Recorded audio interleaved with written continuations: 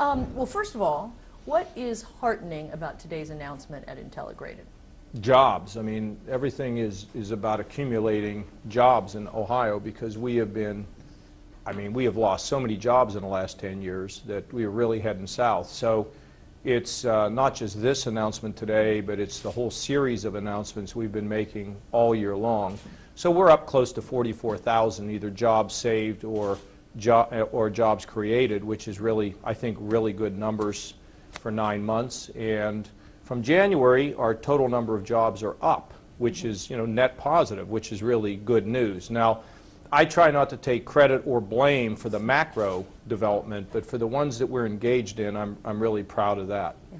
Well, how about and this for this company, what's exciting here is these are engineering jobs. I mean, they're hardware, software, and mechanical engineering jobs, and you have those kind of skills, you're going to get paid well, families are going to be strong, and then of course along with that comes the accounting and the HR and the PR, and so this is a company that's clearly on the move, and thank goodness we didn't lose them to some other place. Yeah. Well, you also hear today about a jobs gap or a skills gap where you have thousands of people who are unemployed, but you also have jobs that are sometimes unfilled because there aren't people who are qualified. What should we do as a state to rectify There's that? two issues. One is the acute problem, which is there's a job and there's not a worker. So we are designing a program right now with educational institutions to actually call the companies and find out what they need and make a commitment to train people if the companies will hire them. That's in the short term. But in the longer term, it's what are you going to need in the future? What are you, Procter & Gamble, going to need to have? What are you going to need to have Intelligrated? What do you need in the next few years? So we can begin to match the business and job opportunities with the education that our kids are getting. One of the things that we know is only 60% of our students in the four-year schools are graduating in 6 years. It's about 50% in 4 years, which means half the kids going into our schools are dropping out. That's very bad numbers for Ohio from the standpoint of the number of workers who have baccalaureate degrees compared to other states. But that's a great opportunity for us because if we can graduate more people, get them certificated, whether it's in a technical school, whether it's a two-year school, or whether it's a university, you start seeing their incomes go up and the unemployment for that group of people drop. So that's a great project. That's a win-win-win project. In the short term, we need to make sure that we train people for jobs that exist, and the companies, by the way, have to tell us what their real needs are. Just don't put something on a website if you're not serious about it. So we're all over this, and I think workforce training and education, even in the lower grades in terms of finding kids' passion, it's one of the things we're working on. You weren't downstairs, but we had little 7.5-year-old boy. Yeah. But I mean, think about this. This kid, you think he's going to do poorly in school? I don't think so. Do you think that kid's going to start when he gets he's 7.5 years old? When he's 14, what do you think that kid will be like? So you start giving kids things that they think, things that are fun and that are cool, and start getting them to dream. That's how education and training and all these things work. Let me tell you, no one in America has figured this out yet. Maybe in the little areas they have, but we have a great opportunity to use this as a big advantage for Ohio if we can get it right. Do we also need to create an expectation of retraining? Because we can't right now look into the future and see what's going to be needed in 15 years. I don't think we need to worry about 15. I think we need to worry at 2, 3, 4, 5 years, okay? And that's a lot closer. And in terms of retraining people, absolutely. We have vouchers that we're putting out this year, a program we created that will involve about $30 million. And here's how it works. You're a company and you want to retrain your worker. You put a few dollars in, the state will match what you put in, and that it can be carried to an institution so a worker can be retrained. It's pretty simple. We will come out with the rules of it soon, but retraining is really important. The federal government has a program, the bulk of their money goes for people that don't have a job. So in order to get the bulk of the money means you have to lose your job before you can get help, rather than having more of the resources dedicated to helping you keep your job. And I've gone to Washington and you know, might as well be yelling out this window, getting those people to listen to anything. But, you know, we'd really like to get to a point where let us manage these dollars for our workforce, because people do need to be retrained. And, you know, it's a big thing that we push when I meet with CEOs and talk about companies staying or coming in here. Right. I have to ask you about issue 2. Sure. You said when you lost on issue 2 that it's clear that the people have spoken and that you needed some time to reflect. What do you think you did wrong? Well, we didn't win, so Right. yeah. I mean, I'm still in reflection. I mean, it takes time for a man to fully reflect. Look, that happened that night, you know, and Right. you know, we lost, you know, got beaten. That's okay. And look, we did that to help local governments to be able to control their costs so they could be business friendly. So we just wait to see what they would want. When people, you know, send a clear message, you have to listen to them. And in politics, I've been in it for a long time. You know, you win some, you lose some, and you know, made a good effort. You know, I made as good an effort as I could make. But you know, time marches on, and we move to the next agenda. You know, we really haven't missed a beat. I mean, that's the exciting thing is we have so many projects that are going on right now. And just last week, the announcements of, you know, lots of, you know, almost 2,000 jobs between Chrysler and Republic Steel, and you know what we're doing on Lake Erie. You know.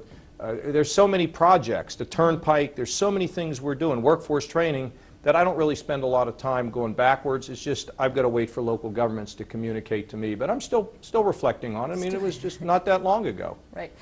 Well, I think what seemed to have struck a chord with people was the firefighters and the police and the union's campaign.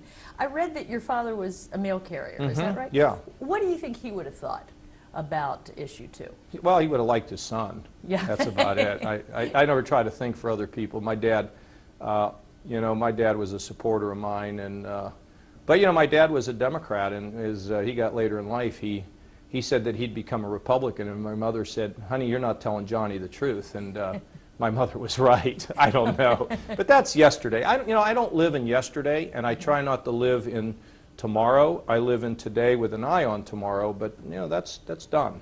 Right. Do you think, well, the Quinnipiac poll puts you at like about a 30-something% approval rating.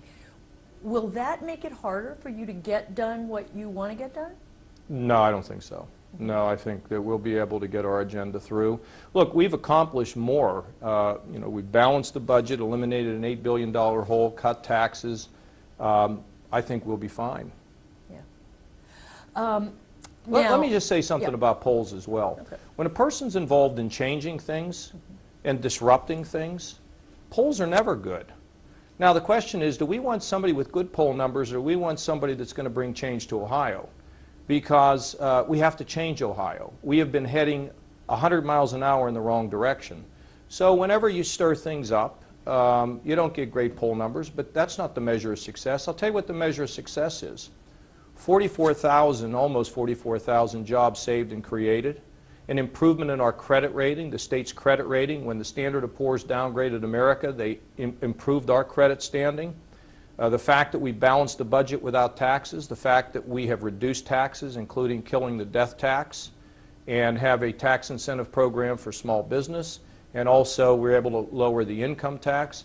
Those are the kind of things you want to get done. But you know, change is hard. It doesn't matter where you're talking or who you're talking about, it's difficult. So my job is to do what I believe is going to raise the standard of living for families and children in Ohio.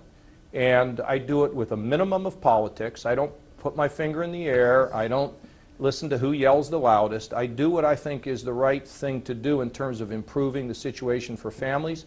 And I believe that's what the Lord wants me to do. So as long as I'm doing that, I'm really happy with, and you know, you can see I'm pretty happy today. You seem to be, certainly. Now, you were in Congress for a long time. 18 years. And now you're a governor. Do you feel like you have a greater ability to create change as a governor? Oh yeah, but you know, I was chairman of the Budget Committee the last time we balanced the budget, and we had a surplus. And by the way, I kind of shook things up in Washington. In fact, When I left, we had a $5 trillion surplus, and I was one of the chief architects of the balanced budget in 1997. And when I left, they had a parade getting me to the airport to make sure I got on a plane and left town, because I didn't play a lot of politics down there either. But at the end of the day, when you make progress and the public is better served, that's what you look at.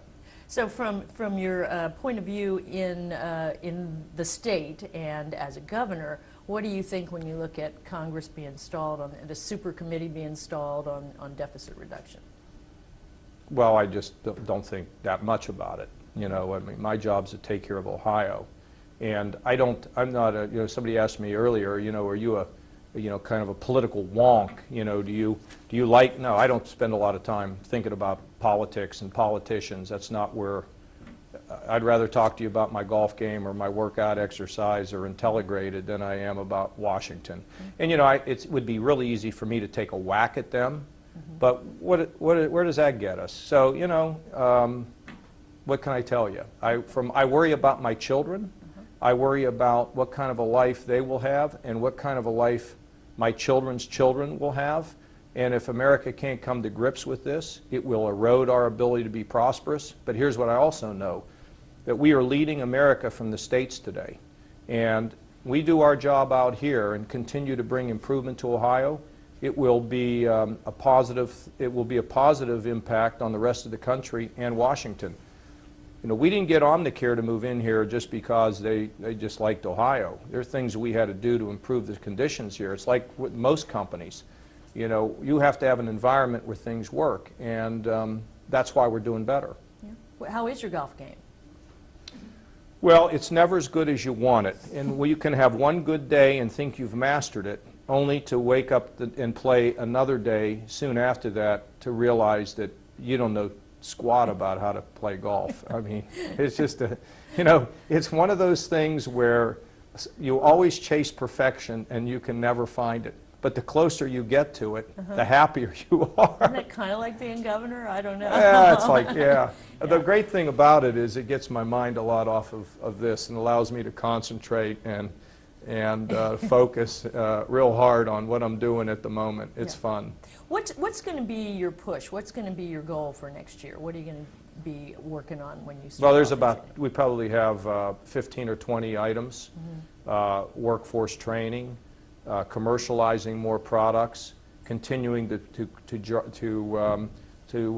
make Jobs Ohio a more effective organization in terms of reaching all the different parts of our state, developing our natural gas resources in the east, using our great medical resources to attract medical companies, looking at improving all of our infrastructure by perhaps possibility of leasing the turnpike, making reform, bringing about reform in K through 12.